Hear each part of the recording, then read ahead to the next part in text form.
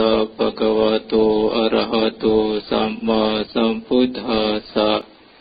Namo tassa bhagavato arahato samma sambuddhassa. Namo tassa bhagavato arahato samma sambuddhassa. Yo sahasang sahasena sanggame manusia cini ekanca cia matanang sawe sangga macutamo dikutip dari Dhammapada Sahasawaka bab pertama sair 103. Yang saya hormati pemimpin puja bakti,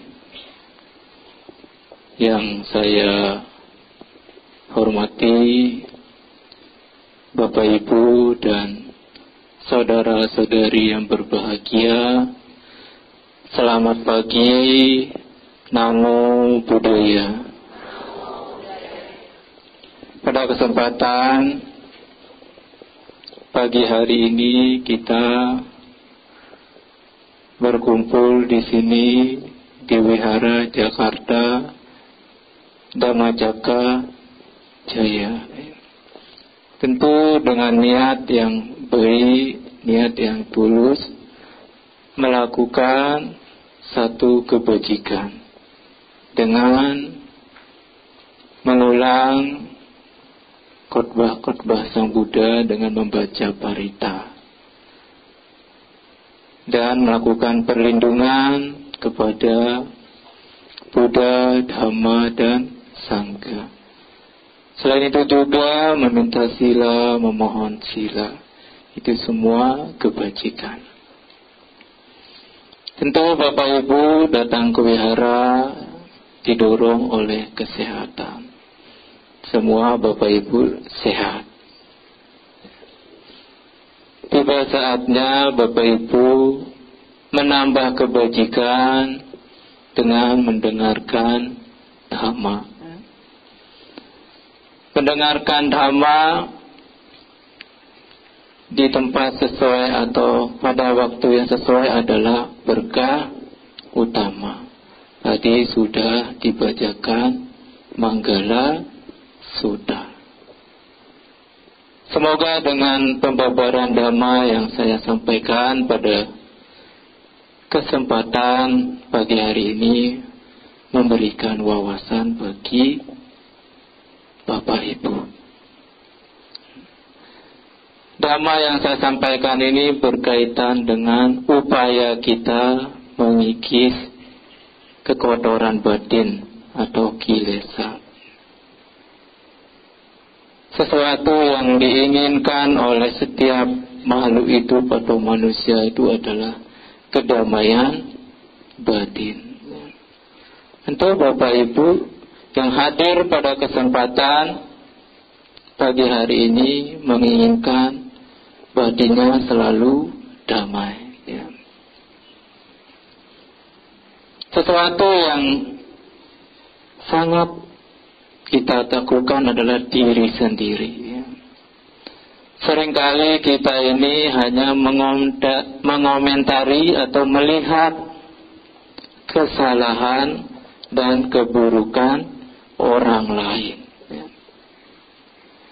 Jarang sekali kita melihat kesalahan dan keburukan diri kita sendiri.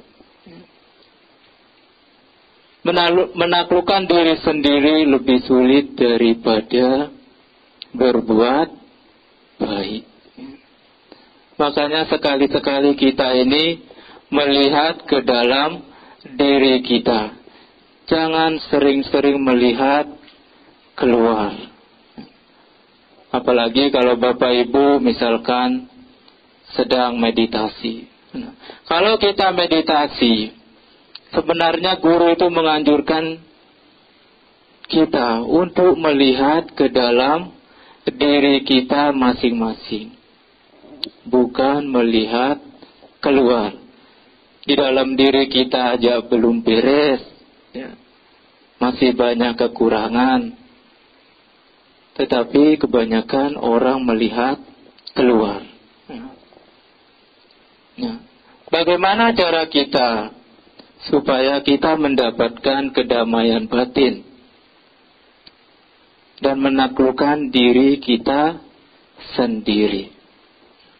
Di dalam Samaditi Sutta Majjhima Nikaya, Sang Buddha menjelaskan 10 manfaat ketika kita bisa mengikis kekotoran batin kita, yang dilandasi oleh 3 akar: tidak serakah, tidak membenci, dan kebijaksanaan. Ketika kita sudah mendapatkan ke-10 hal ini, tentu kita akan mendapatkan kedamaian batin. Kita bisa menaklukkan diri kita sendiri. Apakah yang 10 itu? Yang pertama adalah tidak membunuh. Kira-kira Bapak Ibu yang hadir pada kesempatan pagi hari ini pernah membunuh? Pernah? Pasti semua pernah.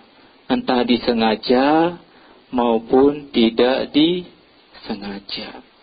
Makhluk hidup sekecil apapun itu berhak untuk hidup lama, hidup lebih panjang lagi. Sama seperti kita, ya. Kita ini pengen atau ingin hidup lebih lama, ya. Lebih lama, ya.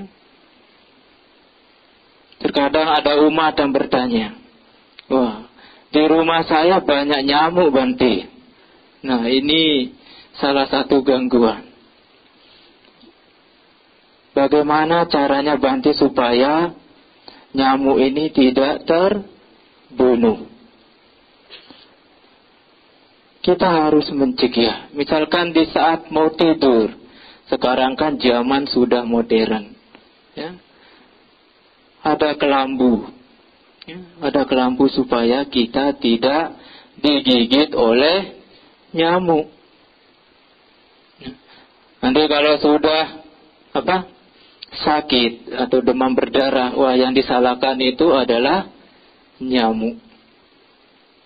Setidaknya kita salahkan diri sendiri. Kenapa kok saya tidak mau mencegah sebelum terjadi pembunuhan? Ada juga yang mengatakan, daripada saya yang mati, lebih baik nyamuknya yang mati.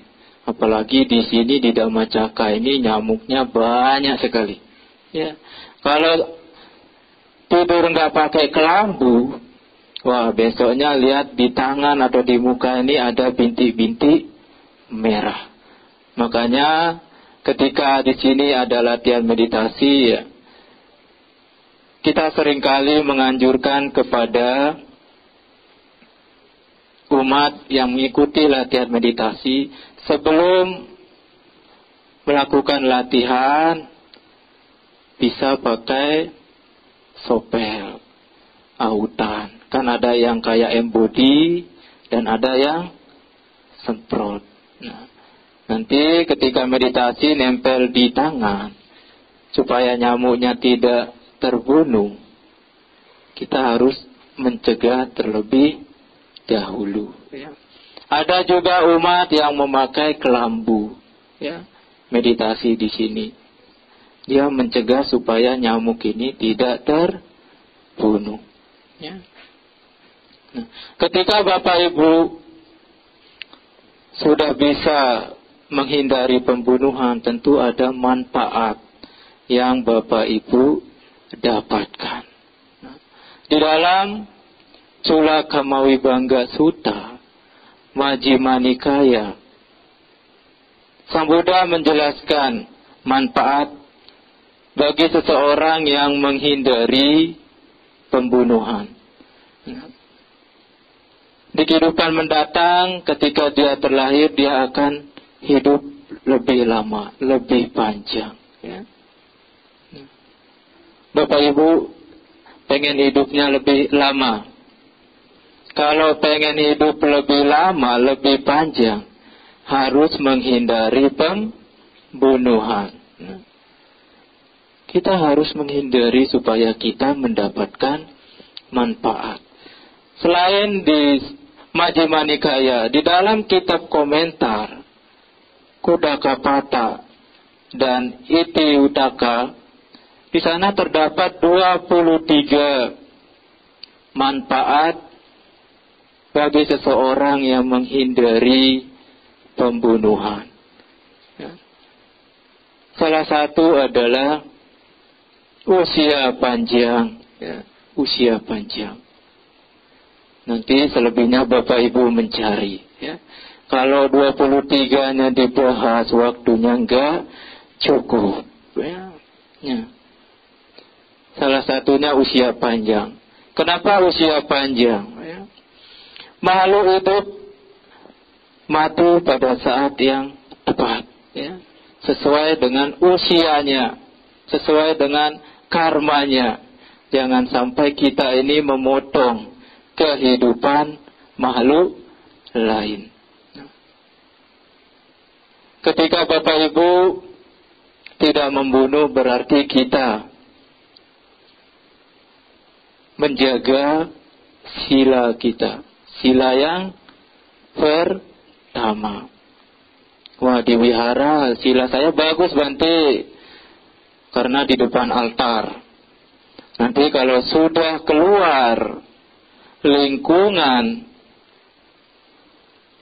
wihara ini, wah, sila pertamanya mungkin gak dijaga. Nah, biarin aja. Apapun yang saya perbuat nanti saya terima akibatnya. Pikirin belakangan. Nah, itu yang pertama.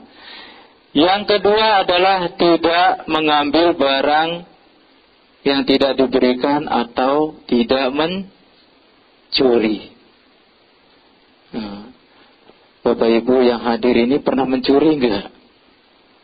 Pernah enggak? Tanya diri sendiri ya, Bapak Ibu ya. Nah, ketika kita mengambil barang orang tanpa pemberitahuan terlebih dahulu, itu juga termasuk mencuri, ya. Karena kita mengambil barang orang lain itu tanpa pemberitahuan. Misalkan Bapak Ibu meminjam cangkul. Nah, Bapak Ibu yang hadir ini pernah mencangkul nggak? Nggak pernah. Pasti pegang pulpen pernah ya.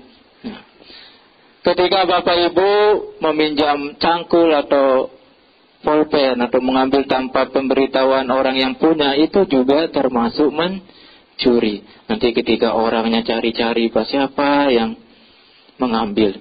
Nah, ketika sudah hilang, nanti yang punya ini marah-marah. Wah, mengeluarkan kata-kata yang tidak baik. Ya, tidak baik. Alangkah baiknya kita menghindari mencuri. Lebih baik kita memberi atau menolong, ya, daripada mengambil barang orang lain. Dengan tidak mencuri berarti kita menjaga sila yang kedua, adinadana. Tadi sudah bertekad, ya, sudah bertekad untuk tidak mengambil barang yang tidak diberikan. Kalau sudah bertekad, silanya bagus, ya, dengan merawat sila kita bisa mencapai alam bahagia. Bapak Ibu mau mencapai alam bahagia? Pasti semua mau. Kalau semua mau, silanya dijaga. Sila yang pertama maupun sila yang kedua. Ya. Dengan merawat sila, Bapak Ibu memperoleh kekayaan. Kekayaan apa? Lahir dan batin. Dengan merawat sila, Bapak Ibu mencapai bebas atau padamnya kilesa atau kekotoran batin. Pasti semua Bapak Ibu menginginkan, ya. Kalau menginginkan, ya, kita harus menjaga sila kita, ya. Yang selanjutnya adalah tidak menggunakan nafsu dengan hal-hal yang salah atau berbuat asusila, ya. Rata-rata Bapak Ibu yang hadir ini sudah berkeluarga, sudah, ya. Nah, bagi Bapak Ibu yang sudah berkeluarga, harus menjaga pasangannya dengan baik. Jangan melakukan perbuatan asusila, ya. Istri suami ada, ya. Jangan sampai melihat rumput tetangga lebih hijau, nanti ke sana, ya. Setidaknya kita harus menjaga pasangan kita. Semua yang sudah berpasangan itu sudah berikrar, sudah bertekad di depan altar, ya. Saya harus setia sampai mati dengan pasangan kita sendiri, ya. Kalau kita sudah setia, berarti kita menjaga pasangan kita dengan baik, ya. Jangan setia ini dijadikan setiap lingkungan ada, ya. Kalau sudah punya pikiran setiap lingkungan ada, bah itu sudah pasangan yang tidak harmonis. Setia, selingkuh, tiada akhir. Nah, jangan sampai begitu.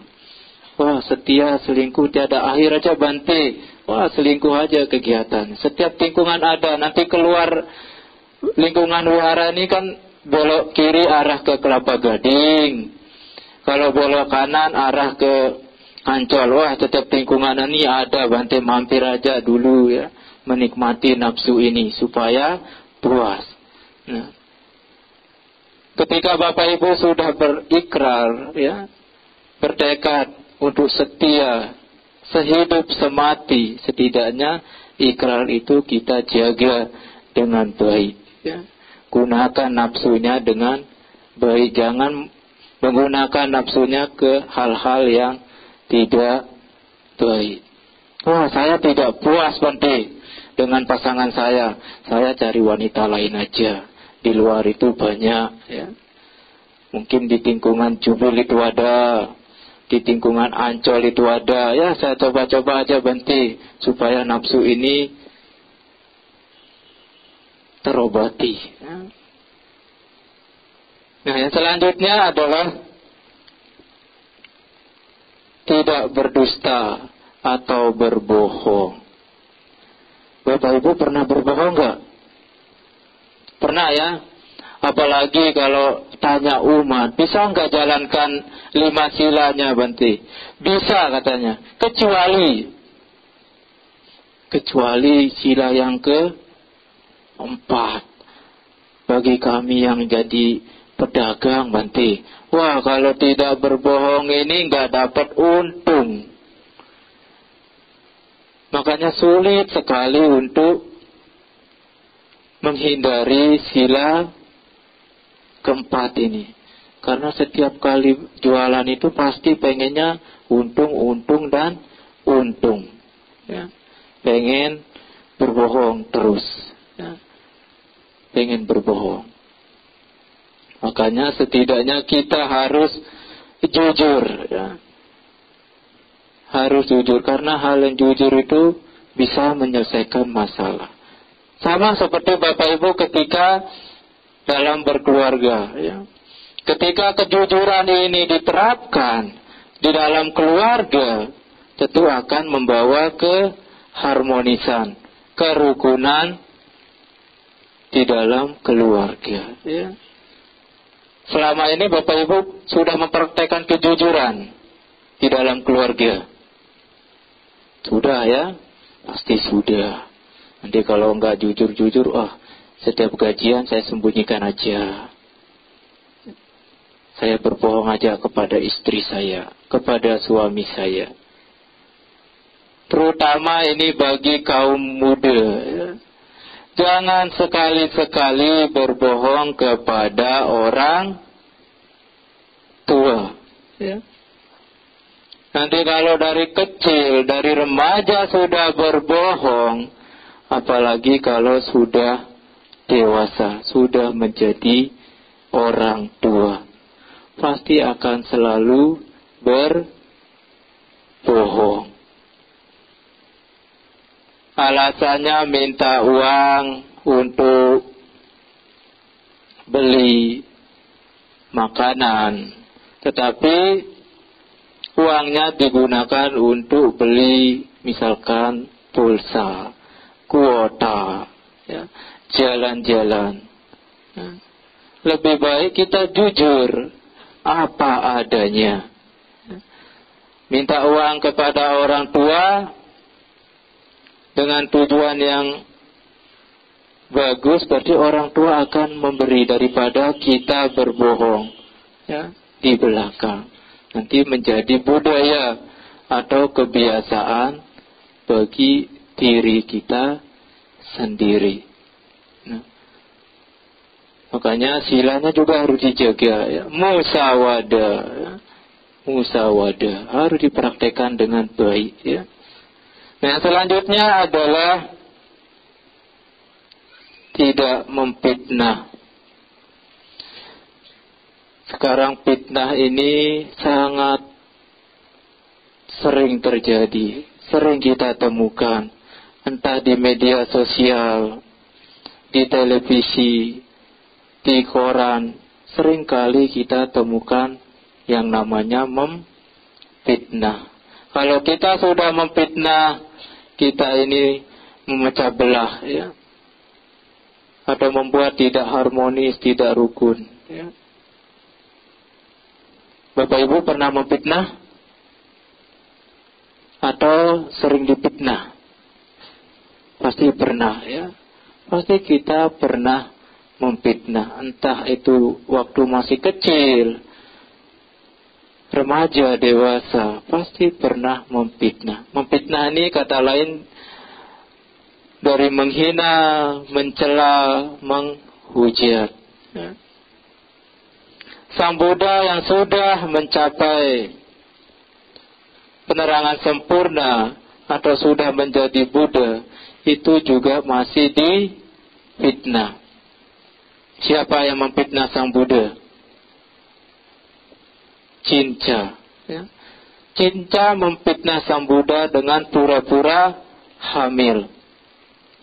Bayangkan begitu kecilnya. Sang Buddha aja rela meninggalkan istri yang cantik, istana yang megah, ya, dayang-dayang yang cantik, masa menghamili Cinca yang tidak tahu asal usulnya, ya. Kenapa seseorang bisa memfitnah atau difitnah? Karena kita ini adalah makhluk sosial yang selalu hidup dengan orang lain, berdampingan dengan orang lain. Entah fitnah itu kejam ataupun tidak, apalagi di dalam keluarga. Satu tidak suka, nah nanti bagaimana cara supaya orang yang tidak disukai ini difitnah? Misalkan difitnah mengambil uang, mengambil perhiasan, mengambil emas, supaya orang ini pergi, ya, dari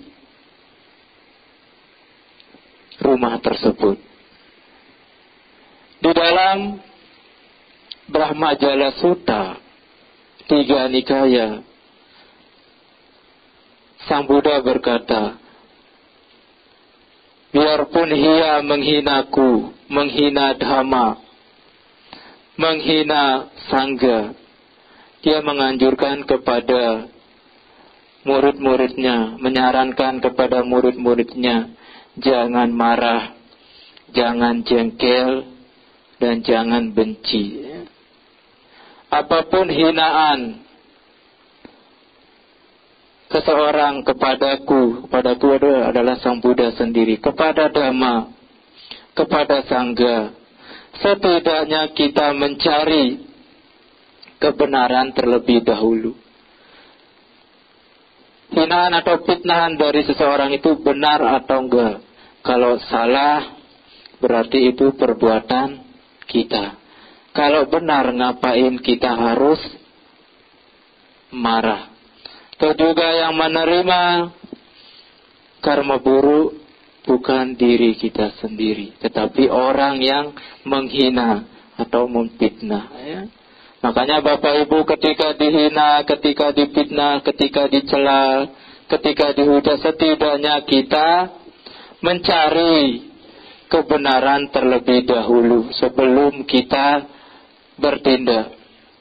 Kalau kita bertindak sebelum mencari kebenaran, bukannya menyelesaikan masalah, tetapi menambah masalah yang baru. Menambah masalah yang baru. Kenapa kita menghujat? Kenapa kita dihujat? Ya? Karena kita ini adalah manusia yang masih butuh jana. Ya. Supaya tidak dihujat, alangkah baiknya kita tidak menghujat orang lain terlebih dahulu. Kalau kita tidak menghujat orang lain, pasti orang lain tidak menghujat kita atau menghujat balik. Ya. Nah, tidak memfitnah atau menghujat. Apa manfaatnya bagi kita kalau tidak memfitnah, Bante? Ada di dalam Anguttara Nikaya. Ya. Ketika kita dilahirkan kembali, kita akan disenangi banyak orang. Ya. Kita akan dikagumi banyak orang. Akan tetapi kalau kita memfitnah, nanti kita akan dijauhi orang. Ya. Terlahir di alam yang rendah, di alam kelaparan, dan secara umum alam neraka. Ya. Tinggal dipilih saja, mau terlahir di alam bahagia atau terlahir di alam yang tidak bahagia. Itu tergantung Bapak Ibu. Ya. Nah, yang selanjutnya adalah tidak berkata kasar.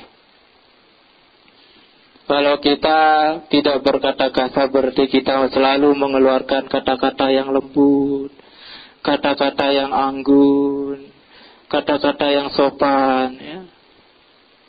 Tetapi kalau kita sering mengucapkan kata-kata yang kasar dari mulut kita, seolah-olah kita ini sedang membuat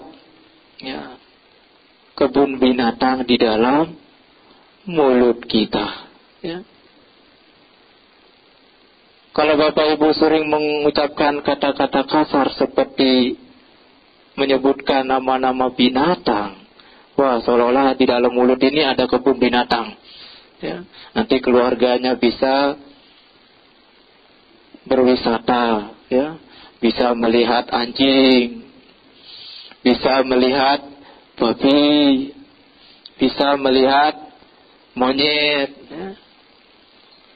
Kalau kita sudah mengeluarkan kata-kata tersebut, makanya Bapak Ibu jangan sekali-sekali mengeluarkan kata-kata kasar, mencaci maki, apalagi mengeluarkan nama-nama binatang. Ya. Nanti di dalam mulutnya ini banyak binatang yang akan mampir. Semakin banyak nanti. Ya. Setidaknya kita mengeluarkan kata-kata yang lembut, yang halus, yang sopan, yang anggun. Setiap orang itu pasti menginginkan kata-kata yang anggun, yang lembut. Apalagi kalau di keluarga. Ya. Ketika berbicara dengan keluarga, ya setidaknya harus mengeluarkan kata-kata yang anggun, yang manis, ya. Seperti Bapak Ibu sebelum menjadi pasangan, ya. Wah, kalau sudah baru-baru pacaran, wah, kata-katanya anggun sekali. Di sana ada kata saya, ya. Pokoknya suaranya diperanggun seanggun-anggunnya supaya pasangan itu terpikat. Tetapi kalau sudah berkeluarga, wah, omongan atau ucapannya jarang sekali dijaga, ya. Kita harus menghindari kata-kata kasar. Nah, yang selanjutnya adalah tidak bergunjing atau membicarakan kesalahan, keburukan orang lain, ya. Sering sekali kita temukan di kehidupan masyarakat. Banyak sekali mengomentari kesalahan orang lain, keburukan orang lain. Tetapi keburukan diri sendiri gak pernah diomongin, gak pernah diurus, ya. Alangkah baiknya kita mengurus keburukan kesalahan di dalam keluarga kita sendiri daripada kita mengurus kesalahan keburukan keluarga orang lain, ya. Baik ataupun tidak baik di dalam keluarga kita sendiri, kita harus selesaikan, ya. Jangan sampai nanti setiap kesalahan di dalam keluarga, ya, wah, ini penyebab orang lain, karena orang lain, ya. Ketika Bapak Ibu tidak membicarakan kesalahan keburukan orang lain, ya, pasti orang lain juga tidak akan mengomentari atau menjelekkan atau membicarakan keburukan atau kesalahan dari kita sendiri. Nah, yang selanjutnya adalah tidak serakah, ya. Berarti kalau tidak serakah, merasa puas dengan yang diperoleh dan merasa puas dengan yang dimiliki, ya. Bapak Ibu selama ini sudah puas dengan apa yang diperoleh dan apa yang dimiliki. Sudah puas, ya. Nah, kalau tidak serakah berarti kita puas, ya, dengan apa yang kita miliki. Kalau kita puas dengan apa yang kita miliki, itu juga salah satu berkah utama. Bapak Ibu pengen berkah enggak? Ya, harus tidak serakah, ya. Seperti lagunya anak-anak sekolah minggu. Ada yang ingat gak lagunya? Namanya Loba. Buncit perutnya karena si Loba serakah orangnya. Sekarang pegang perutnya. Coba pegang, wah, buncit perutnya, ya. Berarti ini saya serakah, ya. Berarti hanya diri sendiri yang menilai. Tidak hanya orang gemuk saja yang serakah, orang kurus pun serakah, ya. Nah, ciri-ciri orang serakah, ya. Apalagi di Dhammacakka ini makanannya berlimpah, dana makan ini sangat banyak sekali. Wah, bantenya cuma 7 orang, makanannya banyak, ya. Itu semua tidak habis, ya.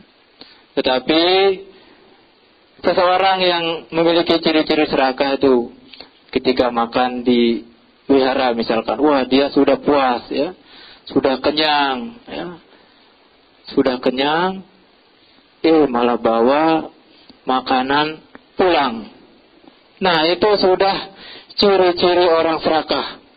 Tidak merasa puas, ya, tidak merasa puas. Karena orang serakah itu harus merasa puas, ya, harus merasa puas. Kalau tidak puas, nanti selalu ingin lebih dan lebih, ya. Banyak sekali kita temukan, ya. Bante nggak mau menyebutkan, sadar diri sendiri saja. Ya. Nah, bagaimana cara kita menghilangkan keserakahan di dalam diri kita? Nah, apalagi sekarang ini adalah bulan Katina, ya. Bulan Katina. Dengan berdana, dengan banyak memberi, kita mengikis keserakahan di dalam diri kita, ya. Bapak Ibu yang hadir ini, siapa yang sudah melebihi 5 kali ikut Katina? Wah, tidak ada. Sayang sekali bahwa bulan ini adalah bulan berkah. Kita banyak melakukan kebajikan, ya.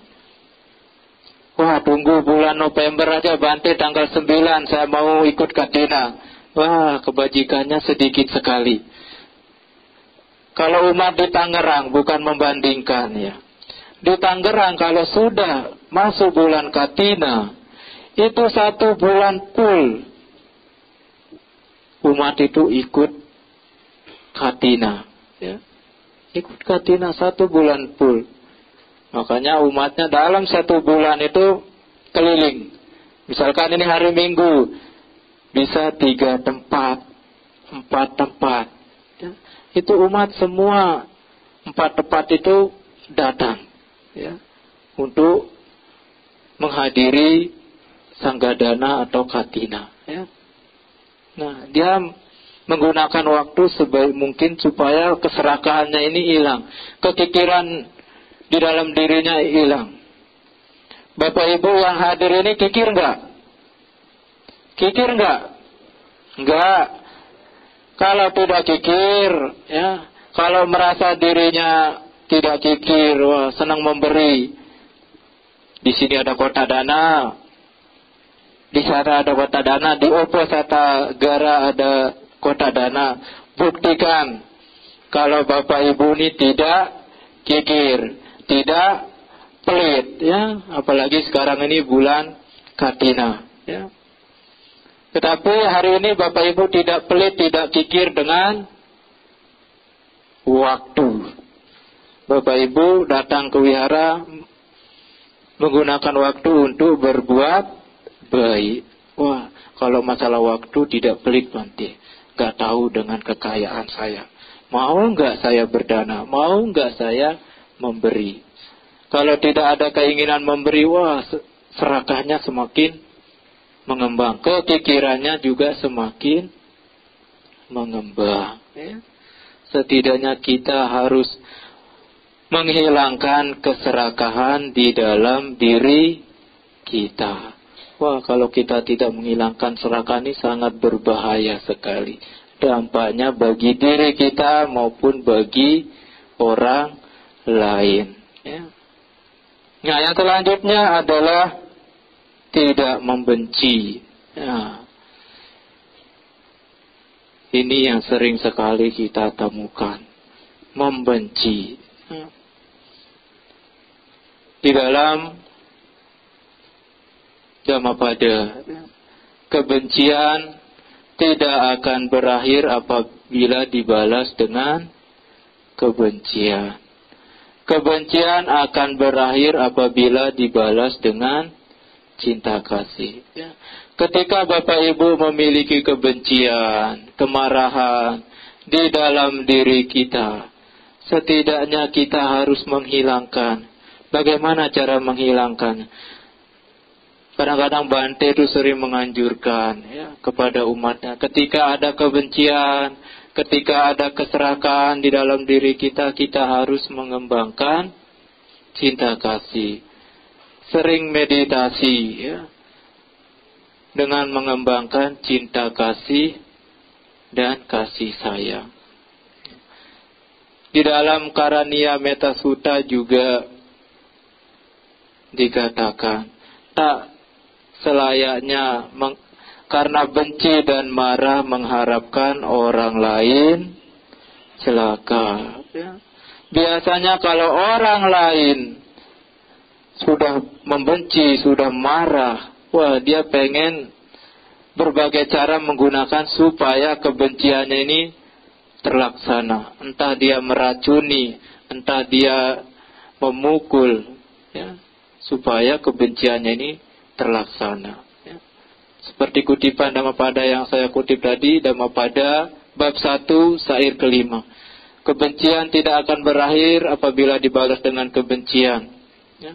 Ada salah satu kisah, ya, di dalam Dhammapada. Kisah Kalayakini. Kalau nggak salah. Berarti kalau nggak salah berarti benar. Ya.